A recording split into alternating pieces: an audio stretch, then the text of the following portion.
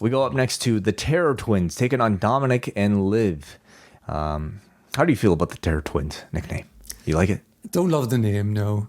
And as in a clip from an interview I saw today, they're like, I think it was Dominik in an interview with Gorilla Position, a UK outlet, was saying, I mean, they're 20 years apart. How could they be twins? They're not that far apart, I don't think, in age, but Terror Twins, yeah, is kind of a goofy name. I think there's something better they could come up with here. Terror Twins. Well, it's sticking.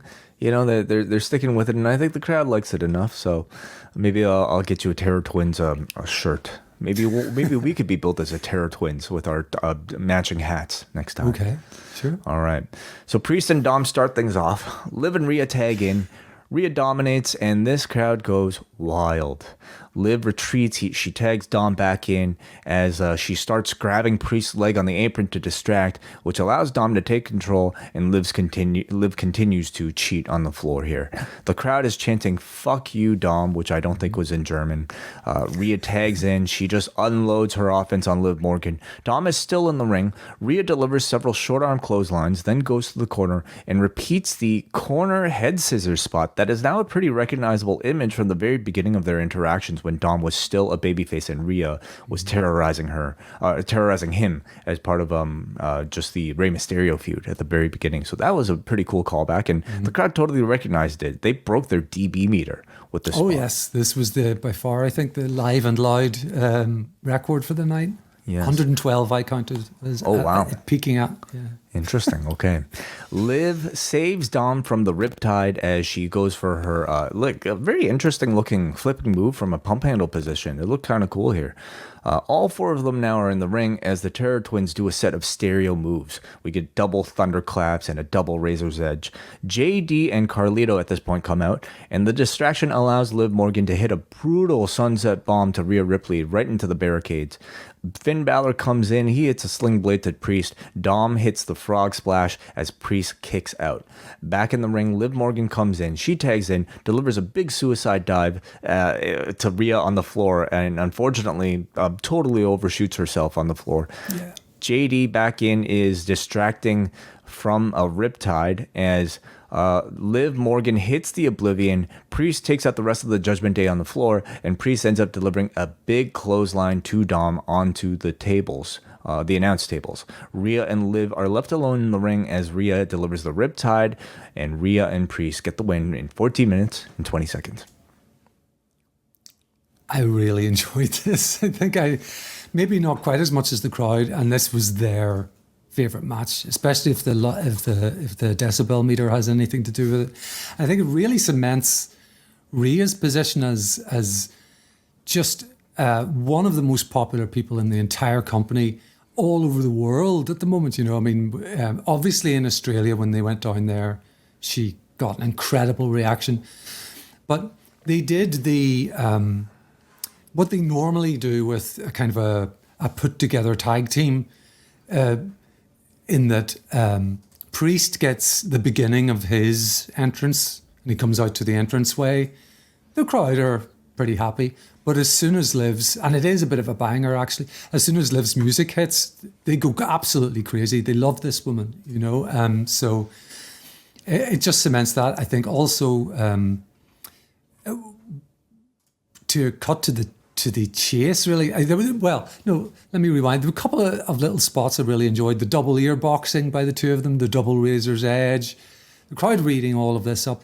And we got at the end, even though it seemed like, okay, this is a pretty emphatic win, we certainly got the steer from the desk that they've got a semblance of revenge on Judgment Day. And I don't know if this is over, and you know, it certainly shouldn't be over because this is a very hot program.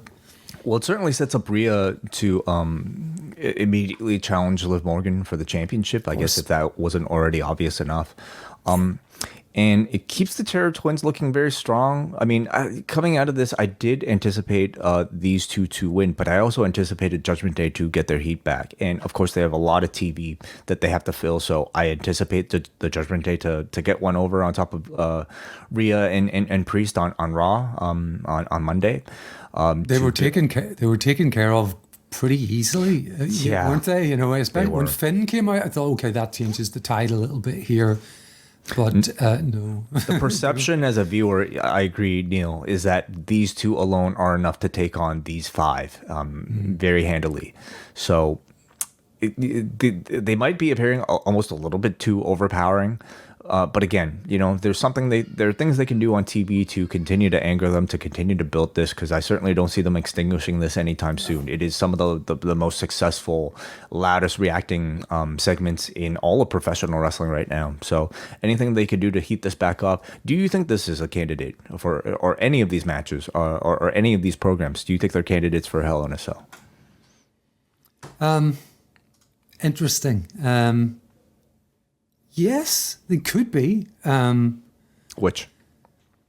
Liv and Rhea, because I think the title elevates that feud, but Liv needs to get something back first. So there's time. I think I've just been reminded that Bad Blood isn't until October 5th. So there's a fair spell of time between now and then to build that program.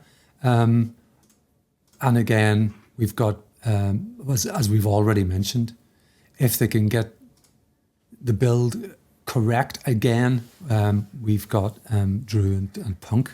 Mm-hmm. As for, I don't see another combination here for Hell in a Cell other than the two women. Yeah. They can always do Priest versus Dom, but I almost feel like that. I don't know if I see much of a point to that, because I think, again, Priest is perceived as such an overpowered wrestler compared to Dom. Balor versus Priest, of course, is, I think, their ultimate destination, and maybe that's a singles match, you know, for Bad Blood. So we'll see. I thought the match overall was very successful. You know, again, probably some of the loudest reactions that we've seen the entire night, and there were very loud reactions throughout the entire night. If you like this video, consider joining our Patreon, the Post Wrestling Cafe. Multiple bonus podcasts every week, ad-free shows, and access to our full archive. Otherwise, a like and subscribe is much appreciated. Thank you for watching.